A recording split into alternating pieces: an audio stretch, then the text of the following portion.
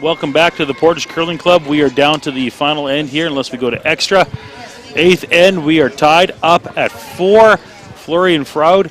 Froud will now have the hammer going into this final end. So we'll see how this turns out and see how the Skips play offense in this end.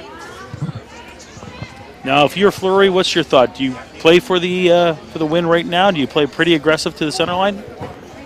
Yeah, well, Fleury has to steal here, so we're going to have to get lots of rocks in play, get in some center line guards, and get some rocks in really great spots. So we'll see a few rocks and draws here in play for Team Fleury. Would you be better off to be throwing up guards as much as you possibly can at this point? Yeah. Because of the free guard zone? Yeah, and you want to keep as much distance between your center line and your tight guard as possible. So you don't leave that double peel. It looks like Team Froud here is going to try the tick.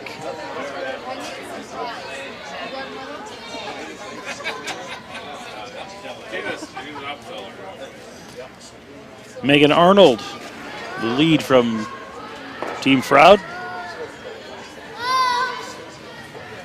Does not want to remove the stone because of the free guard zone.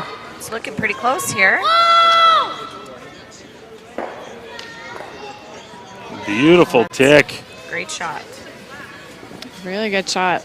Moves that over. Almost gets her shooter well out of the way. Leaves the drop path open in case skipper needs it. And really good shot. Once again, Fleury calling for another guard.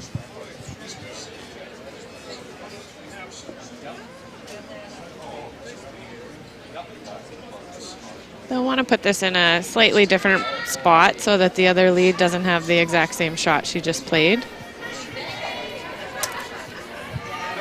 Yeah, maybe change it up a little bit and put it a little bit more on the other side of the center line. Yeah. Sweepers are really working on this one.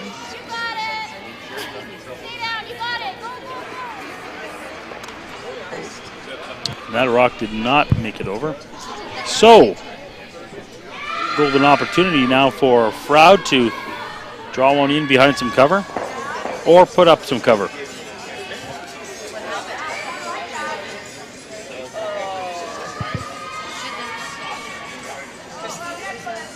I like the call of going in here. They don't need any guards. I think that just helps the other team.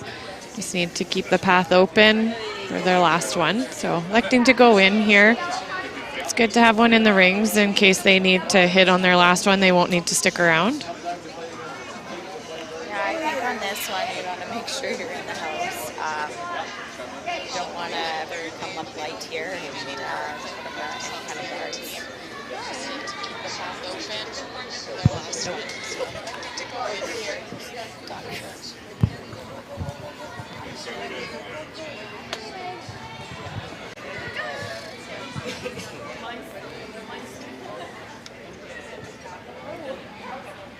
Fleury looking to go back to the center line again.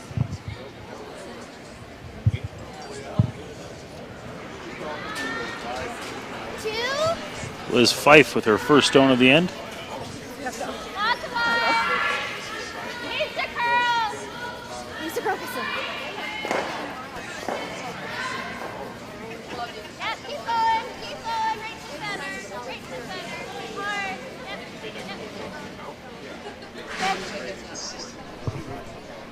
Lots of good sweeping going on in this game.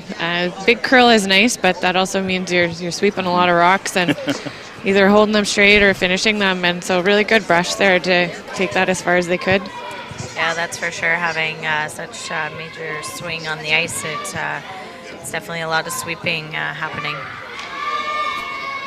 Looks like Team Froud here is going to go for a peel. Guard here. This is Margot Looks like Fleming. it's over curling. Oh, no, never mind. I'm on a funny angle.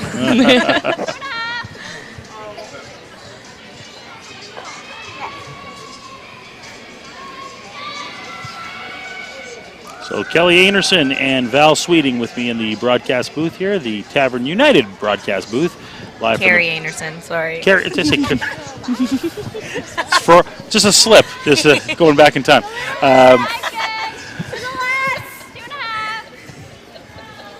Line's good. No, weed's good. Now you guys have thrown me completely off. I got to think about what I'm going to say now. Joining us in the booth. Oh boy, it's been a long day already. Well, thanks for having us up here. We're really enjoying our commentating debut.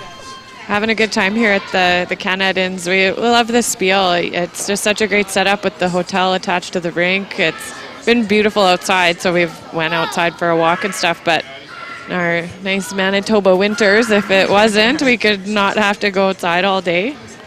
And there is a lot of travel that you guys do. You guys, like you said, you're off again to Nova Scotia this week. Yes. So a lot of the events that you guys go to, do you guys end up having to do a lot of travel back and forth from the curling club back to the hotel and stuff like that? That must wear on you from time to time, isn't it? Yeah, for sure. You definitely want to get your rest in between games and all your travel. And even when you're at home, you want to make sure you're getting your rest and also spending that quality time with family and friends as well. Yeah, we've seen a lot of family here this week. I saw Liz's daughter running around up here, and your two daughters are here. Wish my son could have made the trip, but it's a little bit further coming. I'm out in Edmonton, so it's a little bit further for him to come here. Yeah, it's always nice to play close to home where you can have your family and friends come and watch. In Calgary, Val's family got to make it out, which was nice to meet them as well. How hard is it for curlers like you that have split teams from two different provinces to get together and practice from time to time? And this happens quite a bit with a lot of the teams nowadays. Is it just when you guys play at events like this that you guys get the chance to practice as a team and play as a team, or do you guys spend that quality time before the season starts? Yeah, we threw a little bit together over the summer. Once Odin Morris, they had their ice in throughout the summer, and then Edmonton has their ice in pretty early. So, yeah, the key with new players, new positions was getting some practice time in early. Since the season has started, we've played a lot of events. We got probably more games in than we needed to, but it's been really good. It's really important to help develop those different roles. So right now it's just at events that we're practicing, but that's kind of how the schedule has worked out so far. Yeah, I think yesterday we were trying to figure out how many games we played, and I think it's like just over 40 games. Yeah, 40 on the nose, I think, so far. And the season has just begun, so you have a long way to go. It's the middle of October. Yeah. Fleury just still attempting to put up some centerline guards, and Horton happy just to remove them time and time again. So I think it's been key, though. Like I said, we're adjusting to new positions, and we're also kind of on the bubble of some of the events. So we've had to play a lot early, and we've positioned ourselves really well now. So can take a little bit of a breather, I think, going forward. Another nice peel. And we are quickly running out of stones here. Yeah, so it looks like Tracy's going to try and use this corner guard here and get a rock in the house. Okay, just like an inch in front of T.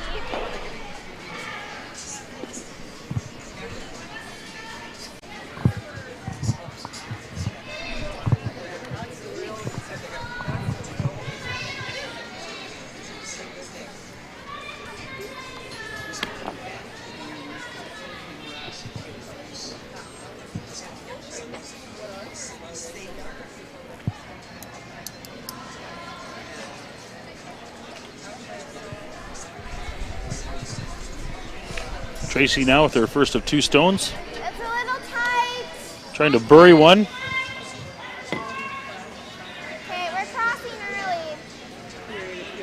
Okay, yeah, it looks hot. Rock with a lot of weight on it. It seems to be running a little bit, but it's coming down. She just has to be buried here and hang on at the back. She does that, so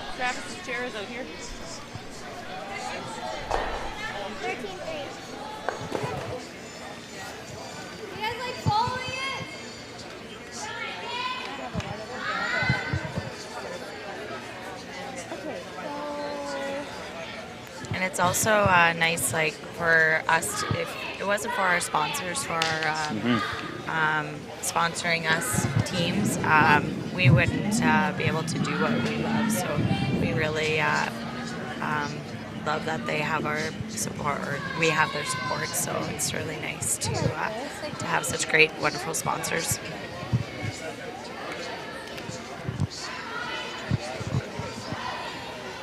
Lauren Horton throwing skip stones here for Team Froud.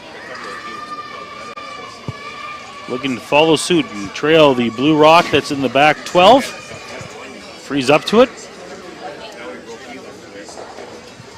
Or at least use her quarter guard to her advantage.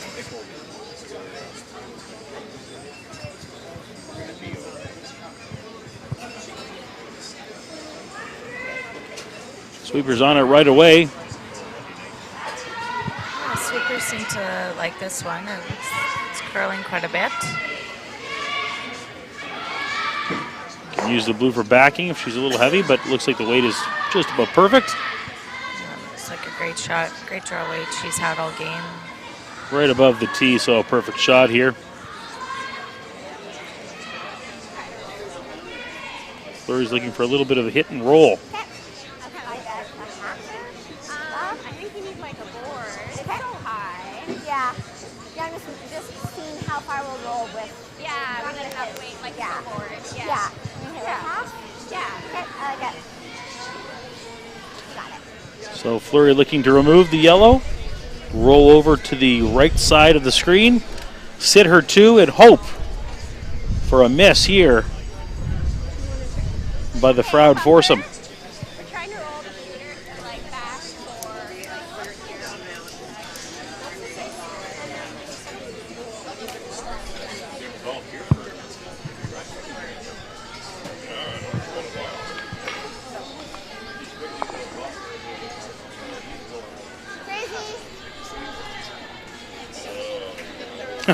Swept the wrong and cleaned the wrong rock.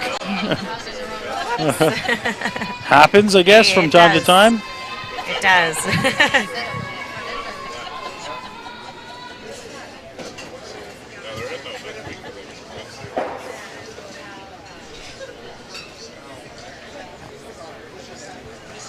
Final stone for Tracy Fleury in this eighth end. Looking for a little hit and roll with some bumper weight.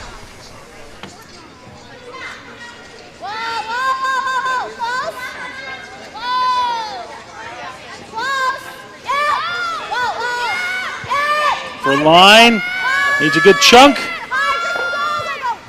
Nice job.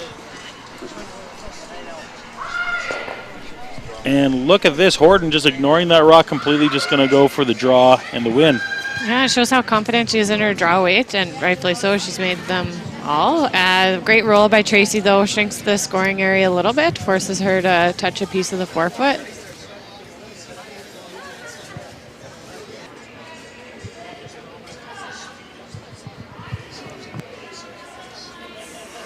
Well, this will be the last rock of this game as Horton opts to draw for the win.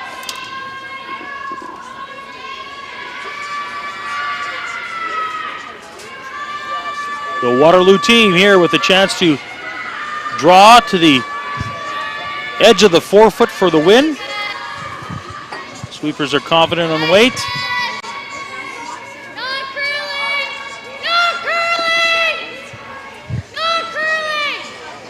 Negavin's going to try to sweep this one out. Looking a little sliding. She looks like she's got it. Back of the four. It's there. We've got a win. Great draw by Froud there. Well, Laura Horton throwing skip stones today. Has her weight perfect almost all day long. Ladies, that's what we call a nice finish to this game. Comes right down to the final rock. You're watching Team Froud against Team Fleury. Froud with the 5-4 victory here on the final rock of the eighth end. For Val Sweeting, Kerri Einarson, and myself, Ken Plating, thank you so much for joining us for the 2018 Canada Ends Women's Classic live from the Portage Club.